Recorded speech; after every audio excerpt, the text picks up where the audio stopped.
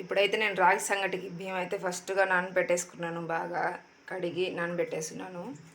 ఇప్పుడైతే ఎసురు అయితే పోసేద్దాం. ఎసురు అయితే పోసేసుకున్నాం. ఇప్పుడైతే స్టవ్ మీద అయితే పెట్టేద్దాం. స్టవ్ మీద అయితే పెట్టేసాం. ఇప్పుడైతే మెత్తగా ఉడకాలి. మూతేసే పెట్టేద్దాం. మూత పెట్టేస్తే చాలా టైం పట్టద్ది ఉడికేదానికి. పొంగి అయితే వచ్చేసింది. బాగా కలిపెడదాం. మెత్తగా ఉడకాలి బాగా, అప్పుడే రాగి సంగటి అనేది బాగుంటుంది. రాగి పిండి అయితే ఎత్తి పెట్టేసుకుందాం ఫస్ట్.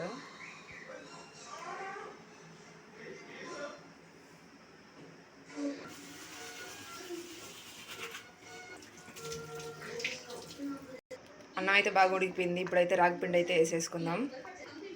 రాగి పిండి అయితే పోసేసుకుందాం. ఇప్పుడు బాగా ఉడకద్ది. ఉడికిన తర్వాత బాగా గెలికేద్దాం.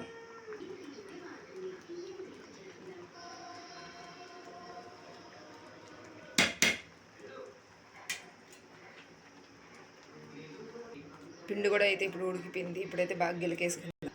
దింపేసి బాగా గెలకదాం.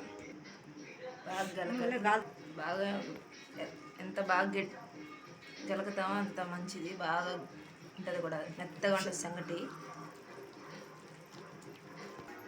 సంగటి అయితే బాగా గెలికేసాను. మెత్తగా అయితే వచ్చేసింది.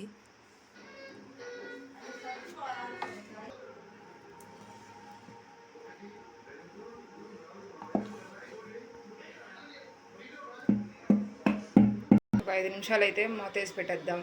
బాగా ఆవిరి పీల్చేస్తుంది. రాగి సంగటి అయితే రెడీ అయిపోయింది. ఇప్పుడైతే టేస్ట్ అయితే చేస్తాను. రాగి సంగటి అయితే రెడీ అయిపోయింది. వేసుకుంటున్నాను. చికెన్ పులుసు కూడా వేసుకుంటున్నాను.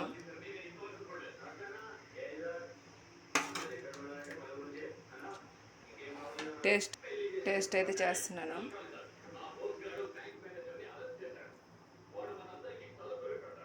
బాగా కాలిపోతుంది.